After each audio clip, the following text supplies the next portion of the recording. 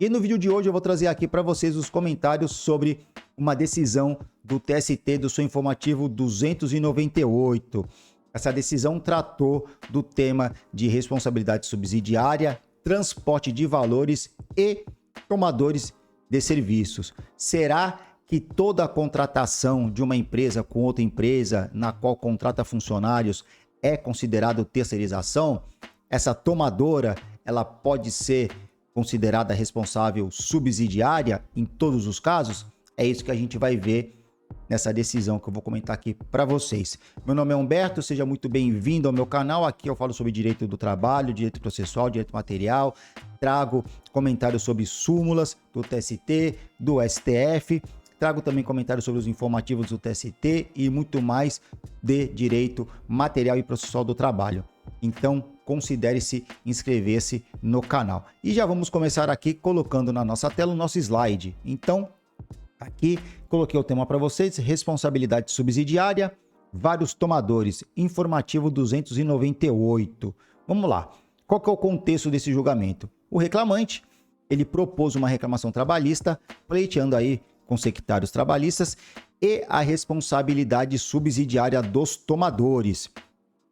O reclamante elaborava numa empresa de transporte de valores e a discussão é definir se o contrato de transporte de valores equipara-se ou não à terceirização de serviços para fins de responsabilidade subsidiária.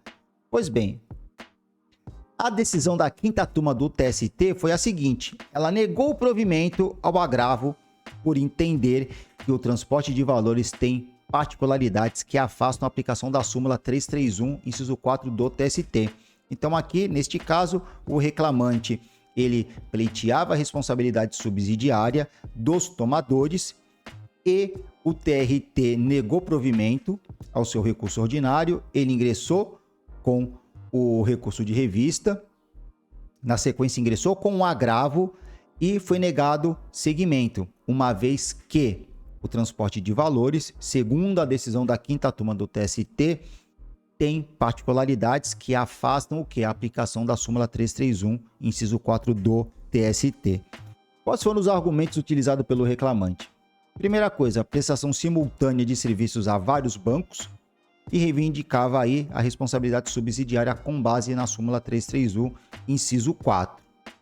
Bem, qual foi o entendimento da SDI 1 do TST? Primeira coisa, o contrato de transporte de valores é de natureza civil/comercial e isso não configura terceirização de serviços. Então, a SDI 1 afastou a aplicação da súmula 331. E a fundamentação foi a seguinte: o contrato de transporte tem foco em quê? No resultado e não na disponibilização de mão de obra. Nós temos o artigo 330 do Código Civil que dispõe, transporte é obrigação de levar coisas ou pessoas de um local a outro. O TST já tem diversos precedentes, diversas jurisprudências que reafirmam que os contratos de transporte não configuram terceirização. Ou seja, a súmula 331 ela é inaplicável nos casos que existir contratos civis ou contratos de natureza comercial. E olha só qual foi a fundamentação da SDI 1. A prestação de serviços de transporte de valores reúne no aspecto algumas particularidades que não permitem a caracterização da responsabilidade subsidiária nos termos da súmula 331 do TST, porquanto os contratos de transporte de qualquer espécie não se refere à terceirização de serviços, mas prestação de serviços de natureza civil ou comercial. A prestação de serviços do reclamante decorreu do contrato de transporte de valores, firmado entre as reclamadas, ou seja, de contrato de natureza eminentemente comercial, com cunho diverso da terceirização. Com efeito, nesse tipo de contrato, as empresas contratam entre si apenas o transporte de valores, sem nenhuma imposição de prestação pessoal do empregado em suas dependências. Então vejam só, a terceirização de serviços ela ocorre quando você tem o tomador de serviços e você tem o prestador de serviços. E aí, aqui no meio da pirâmide, você tem quem? Você tem o empregado. A propósito, tem vídeo no canal, eu vou deixar aqui no card para vocês, ou no final da tela, ou até na descrição desse vídeo, o link para vocês assistirem, para vocês poderem entender como ocorre a terceirização. Mas, em resumo, nós temos então o tomador de serviços, nós temos o prestador de serviços e temos o funcionário, que é contratado pela prestadora de serviços. Essa prestadora de serviços, ela tem um contrato com a tomadora que vai fornecer o quê? Fornecer a mão de obra. Então, exemplificando aqui, vamos imaginar que eu tenha uma empresa que faça... que preste que forneça algum produto, tá? Vamos colocar aí, ou uma indústria, enfim.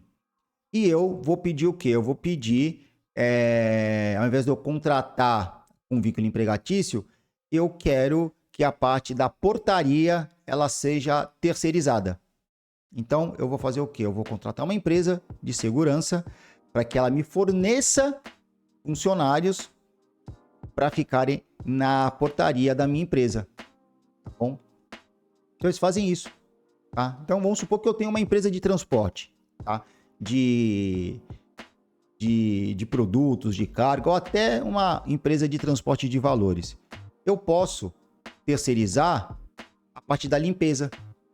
Eu contrato uma empresa prestadora de serviços que ela vai me fornecer funcionários para realizar o quê? A limpeza das dependências da minha empresa. Não há problema algum. A terceirização ela é lícita, entretanto, quando essa reclamante, ou quando esse funcionário, né, o reclamante, ingressar com uma reclamação trabalhista, ele vai colocar a minha empresa, que é a tomadora de serviços, no polo passivo, como responsável subsidiária, e a prestadora de serviços como responsável principal. Caso essa empresa não efetue o pagamento da condenação, aí a execução pode se voltar para a minha empresa, tá? Exemplificando aqui, tá bom? Assim, uma simplificação bem básica, bem rápida, para vocês poderem entender a diferença entre a prestação de serviços, da terceirização, do contrato de transporte de valores. Porque essa empresa, os bancos simplesmente contrataram uma empresa para fazer o transporte de valores. Ponto. E geralmente, o que acaba acontecendo? Esse transporte de valores, ele era realizado para diversas empresas. Então não era somente para um único banco, ainda que fosse. Mas não era para um único exclusivo banco, eram para diversos bancos. Então esses tomadores, que na verdade não são tomadores, eles não têm responsabilidade subsidiária. Tá? Vamos voltar aqui então. Se vocês tiverem dúvida, por favor, pode deixar aí nos comentários que eu respondo todos os questionamentos, tá? Bem, voto vencedor, tivemos também uma divergência, mas o voto majoritário afastou a responsabilidade subsidiária. Os ministros vencidos, neste caso, foram o Augusto César, Freire Pimenta, o Brandão, o Paiva, o Bentes Correia e o Godinho Delgado, certo? Então, a conclusão que nós chegamos aqui é a seguinte: essa decisão reafirma a distinção entre contratos civis e terceirização trabalhista. Os tomadores de serviços de transporte de valores não são responsáveis subsidiários, tá certo? E aqui eu deixo para vocês o número desse processo. Para quem tiver curiosidade, dá uma lida no acordo, que está muito bom, está muito bem fundamentado. Mas eu trouxe aqui os principais pontos para vocês poderem entender. Perfeito? Eu vou ficando por aqui. Não se esqueçam de acessarem aqui a descrição do vídeo. Não se esqueçam também de acessarem aí o meu checklist gratuito sobre preparação da audiência trabalhista, tá certo? Eu também tenho o meu guia de audiência de instrução trabalhista. Acessem lá, vejam, e eu espero que vocês tenham gostado desse vídeo. Um forte abraço e até a próxima notícia.